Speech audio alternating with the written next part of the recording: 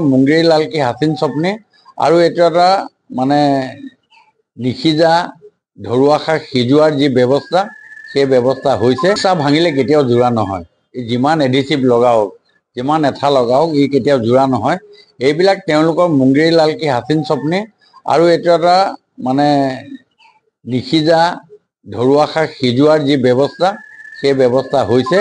বৰ্তমান অসমত হওক সমগ্ৰ দেশত হওক ভাৰতৰ প্ৰধানমন্ত্ৰী নৰেন্দ্ৰ মোদী ডাঙৰীয়া, অসমৰ মাননীয় মুখ্যমন্ত্ৰী হিমন্ত বিশ্ব শৰ্মা ডাঙৰীয়াৰ ৰাইজৰ প্ৰতি থকা দায়িত্ব যি ধৰণে পালন কৰিছে, সেই পালন কৰাৰ যি ব্যৱস্থা সেই ব্যৱস্থাটো ৰাইজে গ্ৰহণ কৰিছে আৰু আগন্তুক দিনত ভাৰতীয় জনতা পাৰ্টিৰ সপক্ষে ৰাইজে যি ধৰণে তেওঁলোকৰ মতদান কৰিব বুলি আমি ভাবিছোঁ।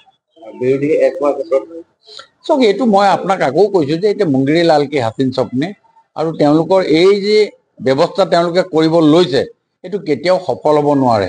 এখন গ্লাছ যেতিয়া ভাঙে ই কেতিয়াও যিমান এঠা লগালেও এই জোৰা নালাগে। এই ভঙা গ্লাছ কেতিয়াবা জোৰা লাগিব বুলি মই নাভাবোঁ। এইটো হ'লেও আজি যদি মিলিছে কাইলৈ আকৌ ভাঙোন হ'ব আৰু পৰহিলৈ যদি মিলিছে চতুৰ্থ দিনা আকৌ ভাঙোন হ'ব। এইটো সপোন কেতিয়াও তেওঁলোকৰ সাকাৰ নহয়। আগন্তুক দিনত ভাৰতীয় জনতা পাৰ্টিৰ যিটো এইম আমি 100খন চিটত আমি জিকাৰ যি লক্ষ্য সেই লক্ষ্যত উপনীত হ'বলৈ আমি সক্ষম হ'ম।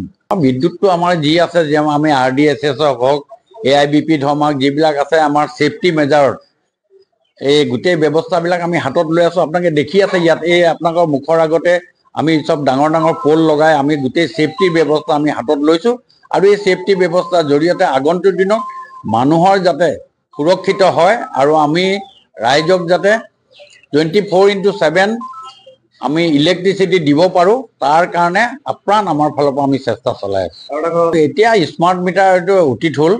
আপুনি স্মাৰ্ট মিটাৰৰ ওপৰত তেনেকুৱা ধৰণৰ কোনো বক্তব্য কিবা দিব লাগিব বুলি মই নাভাবোঁ।